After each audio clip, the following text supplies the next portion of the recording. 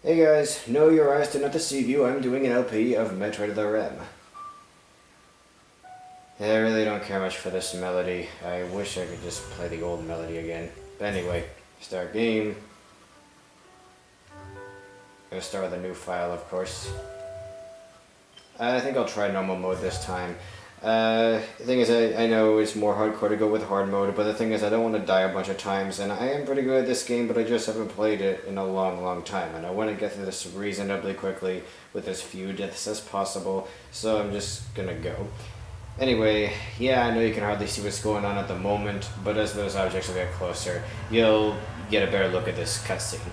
Anyway, I'm surprised by how good this is for recording games, because even though the color's a little off and the lighting is a little off, as long as I do this like at night and have no other lights on at the time, it actually looks pretty good, and the resolution is still better than like any capture card I've ever used.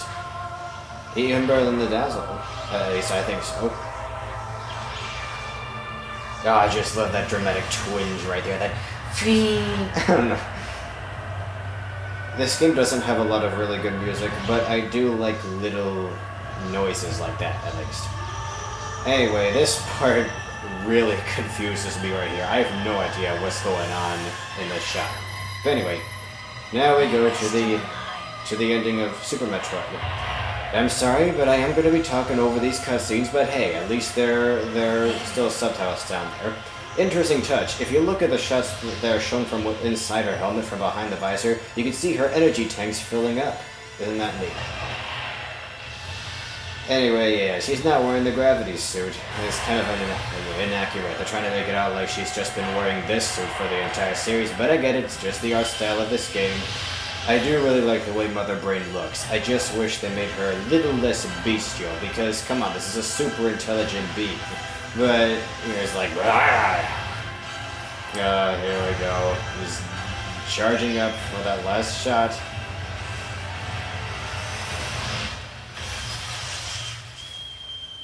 Oh, it sounds so sweet. This part does get to me a little.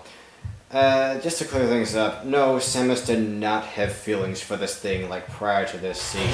Like, she took pity on it at first, but then she dumped it into the GF's hands, and it was only, like, in this final moment that she grew a soft spot for it, when she saw how far it went for her. That sacrificed itself for her and, like, repaid her for sparing it all those years, well, probably not years ago, months ago, weeks ago, who knows.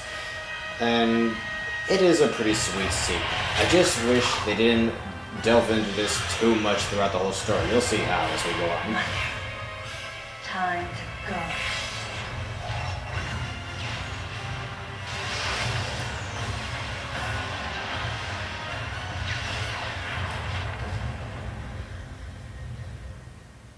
And now we get a shot at new Samus. This is not quite how I envision Samus, but this is how Team Ninja thinks every woman is supposed to look. Now, to Sakamoto's credit, he actually told them to tone things down a little bit. They were going to be more over the top. Probably would have had some parts of her skin showing over wow, whatever. Like, they probably would have made a skimpier, kind of like in, I don't know, Metroid Fusion. Reliving the tragic moments of my recent past. Typical male gaze shots where we get these long shots at all her ample anatomy. Yeah. I mean, come on, Samus is like 6'3" and she's 200 pounds of pure muscle. Anyway, no, this is not just gonna be a long shit fit of me constantly ranting about all the things I hate in this game. I do think this game is quite bad in many ways, and I'll be pointing out to you just how unabashedly horrid it really is, but just look at how she's prancing. Jeez, her suit has high heels now. But anyway, I am gonna try to have fun with this game. I'm gonna try to keep a lighthearted tone, not gonna cuss that much, not gonna complain the whole time, because I do still have fun with this game, kind of. Well, look at this magical girl transformation. But anyway, yeah, here we go. I am gonna try to make this an enjoyable LP. I'm not just gonna make it an unbearable shit fit the whole time. Let's start with a little warmth. Try a charge beam for me.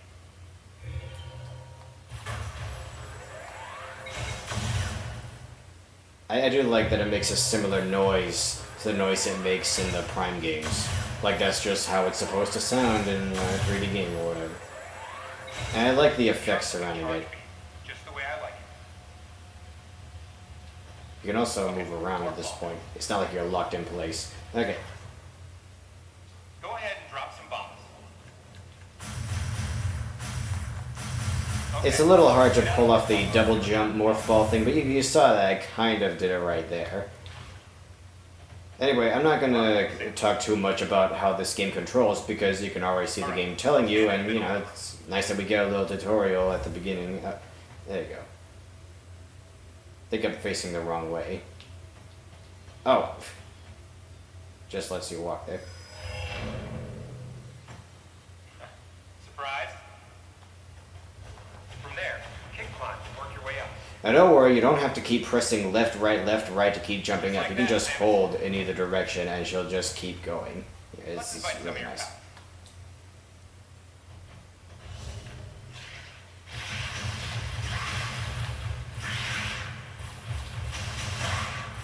I'm gonna try mixing it up in this little fight. You can't get hurt here, but it is good practice. You do want to try not to get hit.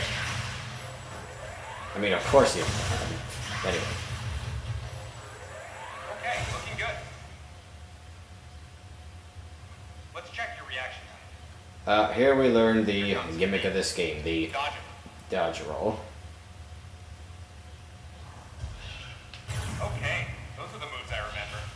It is a pretty versatile system that you can choose which direction you dodge in, but it's still pretty game-breaking. I mean, it is kind of neat that they came up with a move like that. I just wish it was used more sparingly, because you can do this like all the time.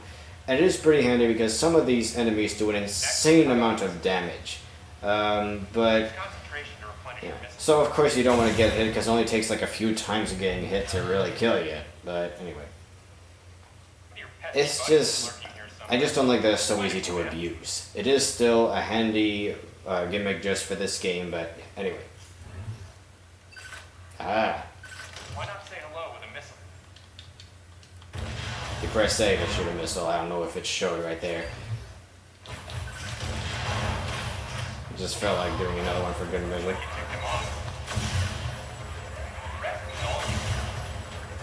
Now you just know they're gonna have to show this creature again at some point in the game if they made a model for it now.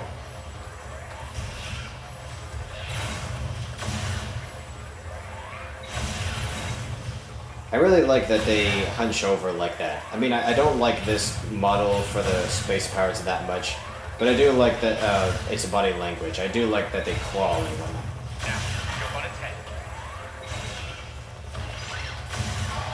Instant kill move.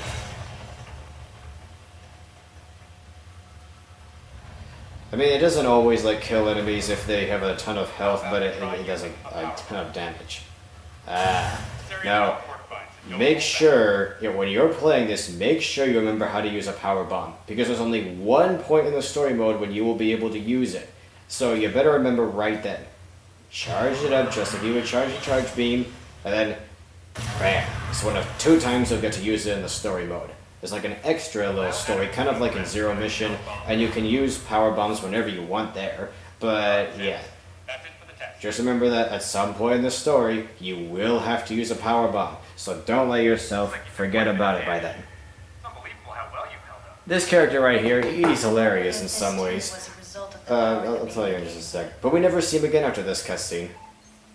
Right, you're doing the meeting room. When I saw this guy, just the way he talks and everything, I was so sure he was going to be the villain of this game. I mean, here, you're about to see a really classic trope. He even, like, tilts his glasses up and they flash. And it's like saying, yeah, I'm a bad guy. I kept waiting for that guy to appear at some point in the story and was really surprised that he didn't. Because it's just a trope I instantly recognized, because I've seen it used in so many other things. I guess I was just reading too much into it. The finality of it struck me once again. We will get around to talking about Samus's monologuing and whatnot, but you see, this cutscene right here, I don't mind this little cutscene one bit. She's talking in it and whatnot, but you know, it's a really quick cutscene. It's out of the way just like that. Again, sorry for talking over the cutscenes, but you can still read the subtitles down there. So yeah, cutscenes like that I think there should be more of. Anyway, that one sentiment she had about the not being able to feel the Metroid on her anymore because it was wiped off her suit and all that, I do think that's kind of sweet, I guess. But again, the baby Metroid really wasn't that important to her. She just dumped it into the hands of the Galactic Federation after taking pity on it. Like taking pity on a squirrel or a puppy or just... I don't know where I came up with a conclusion like that. They just go into a little too much. The nickname comes from the fact that the purpose of the signal is to draw attention. Isn't that what all distress signals are kind of supposed to do? What makes this one so special? My ship as if this detour had already been part of my flight plan. Babies cry. It was as though it was crying specifically for me. And so begins our LP of Mom.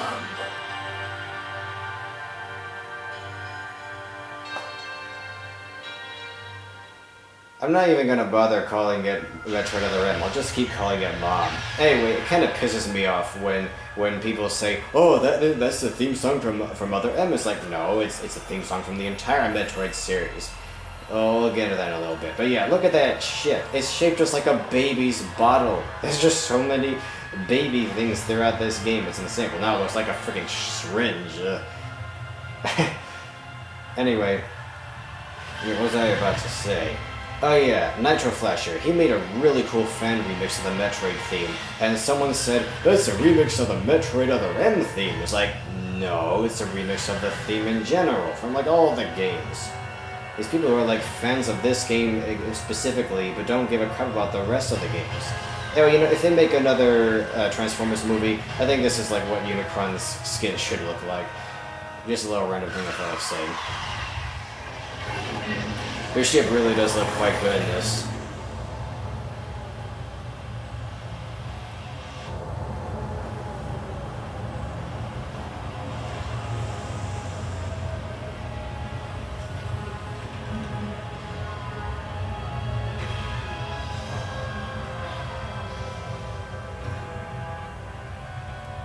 And this is where most of the game takes place, aside from that little bit we just played through before.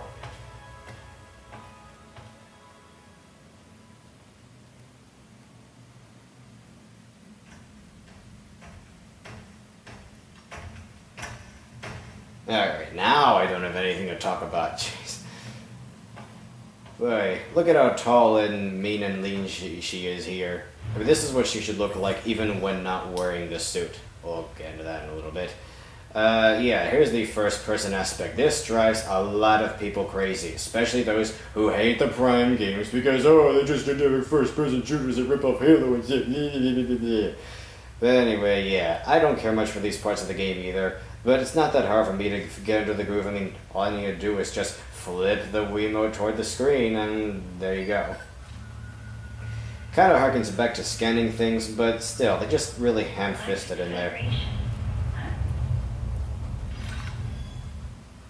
Badass mode activated. Oh, right. Okay. I think we are going to be going up there to that deck at some point through another door, but we can't go there now. We can't like go anywhere now. We don't have any items, anything like that.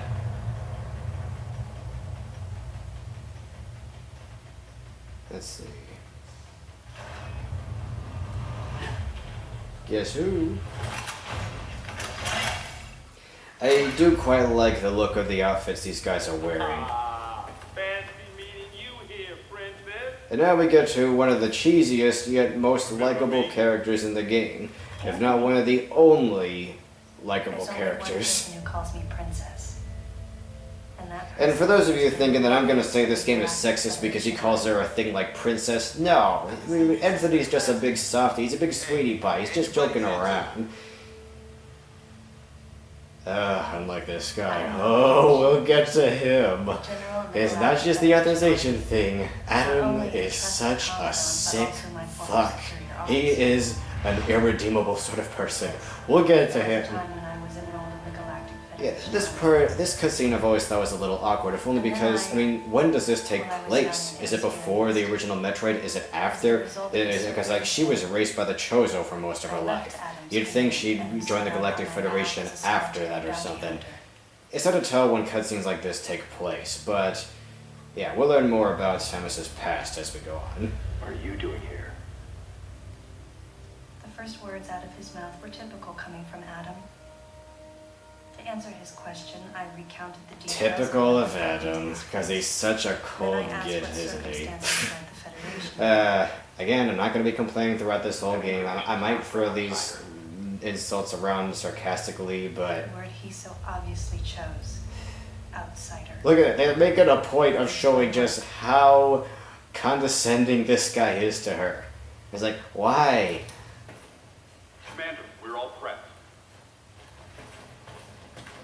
Again, there's only so much I can say in the first part of this LP, but we'll get into more as we go on. There's going to be plenty of time to talk about this. No dice. I think our only option is to use the laser to slowly burn our... No, that guy is not Adam. First time I saw this cutscene, I honestly got confused and thought that guy was Adam for a second because they have similar faces. But even though their voices are different. Without collateral damage. What we need is some way to focus the power onto one centralized... I love that bit right there, that body language, just him turning to Samus, who is like just about as tall as all of these guys here. She'd probably be a little taller than most of them, but hey, Anthony's pretty freaking tall too. Oh, and yeah, remember this scene, and we'll compare it to the ending cutscene. But anyway, log on, in.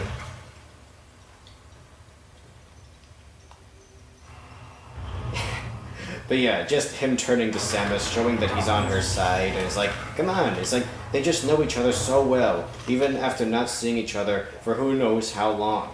They're just so much better to each other. They're so good to each other compared to, like, you know, her and Adam. And no, I'm not shipping these two. They're like brother and sister. They're just pals, you know, war buddies.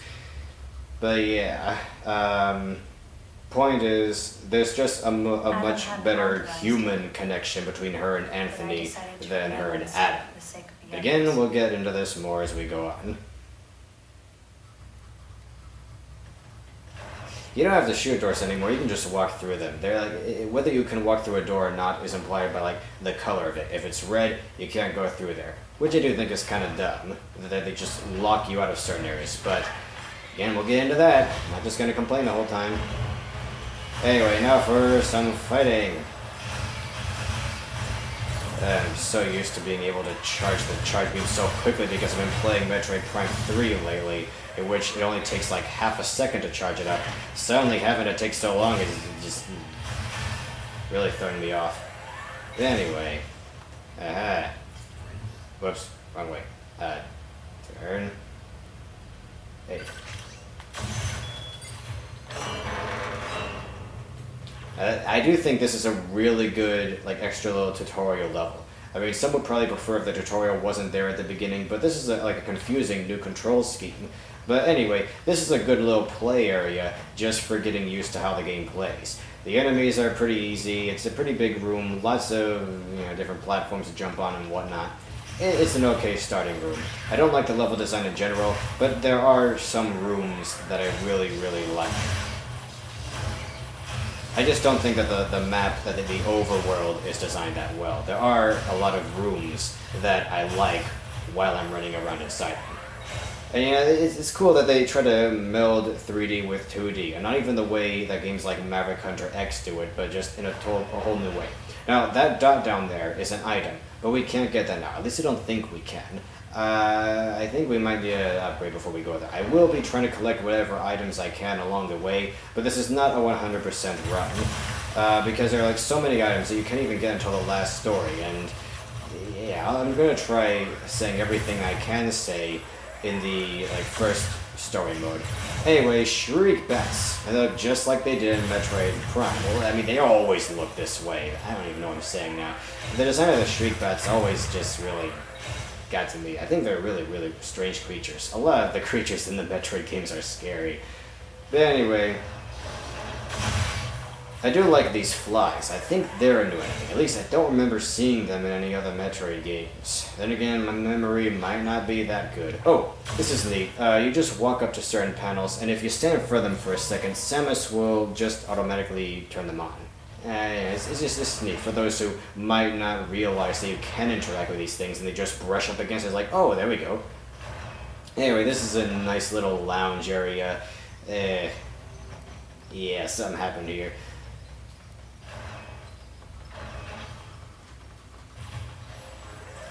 And here we get to use the kick climb again, and of course it reminded us how to use it, but whatever. I think there's like a rate down there that you can use the morph ball in, then again I might be wrong.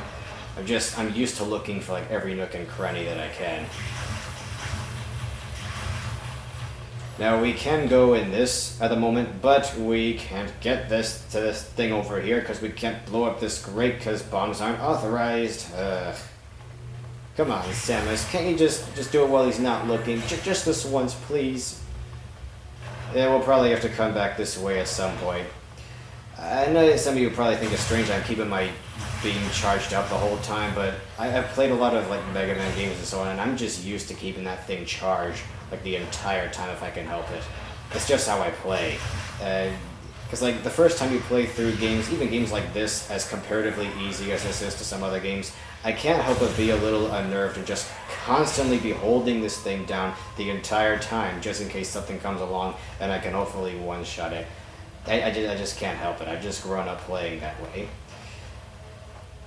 Oh, that yellow grate down there, I don't know if you saw it, but yeah, right there. Dang it, fell all the way back. That grate, I don't think we can reach it right now. It's really far away. I think we might be able to get over there easily with the space jump and then just roll around inside it with a morph ball. But you're just so powerless at the moment. Well, actually you're not powerless, you have all your powers, but of course we're not allowed to use any of them because they'll kill everybody. But anyway, let's just keep going. Aha, and here's where we'll stop this part. I hope you guys have enjoyed this one part so far. I hope it wasn't too meandering and boring, and I hope I haven't pissed a bunch of you off by complaining about certain things. Keep in mind that on some level I do kind of like this game. It is fun for what it is. It's not it's a terrible Metroid game, but it's still kind of an okay game just as a game. And you know, if I'm going to say that about games like Shadow the Hedgehog, then I have to apply that to games like this too. Otherwise, I'm just being finicky and hypocritical and cherry-picking and things like that. And yeah. See you next time, guys, for part 2.